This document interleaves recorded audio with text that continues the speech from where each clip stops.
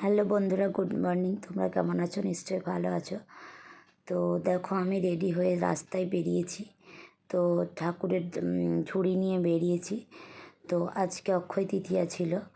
তো অক্ষয় তৃতীয়ার জন্য আমি অক্ষয় তৃতীয়ার পরের দিনই ব্লগটা দিতে পারলাম না, দুদিন লেট হয়ে গেল।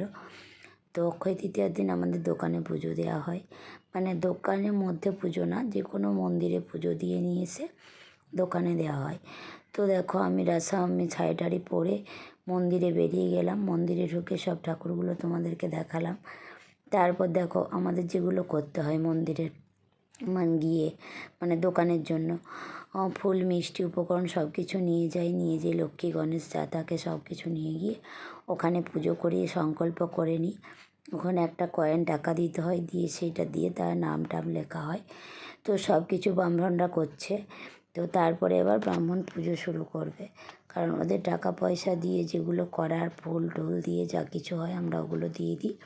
তারপর ওদের যা ভালো মনে হয় তা ওরা সেইগুলো, যেগুলো ওদের নিয়ম, ওরা নিয়ম পালন করে তারপর পুজোয় বসে।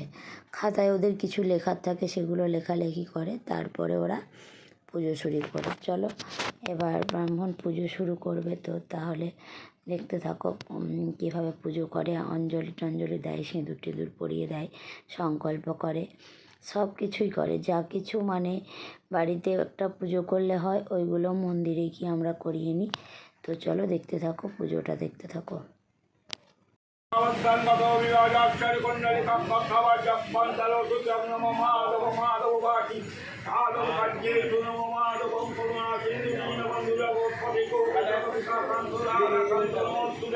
ओम गंगे जगन्नाथ रावणी सरस्वती नर्मदे सिंधु कावेरी जलस्मिन् करो।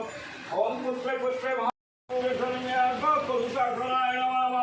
ओम वाय गुरुवाय नमः परवर गुरुवाय नमः दक्षिणांगनाय नमः उद्गंगमनाय नमः कालमुखे वाय नमः ओम जवा पूर्णमशंकाशंकाक्षप्यां महादुरी।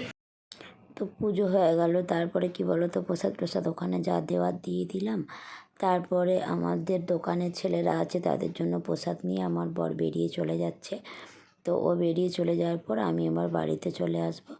তো প্রচণ্ড গরম, তো তার জন্য বাড়িতে এসে একটু ফ্যান ছেড়ে বসেছি। তো যাই হোক, যদি আমাদের এই মন্দির যাওয়ার ব্লগটা ভালো লেগে থাকে বা আমার ব্লগটা ভালো লেগে থাকে, প্লিজ লাইক কমেন্ট শেয়ার করো। টাটা।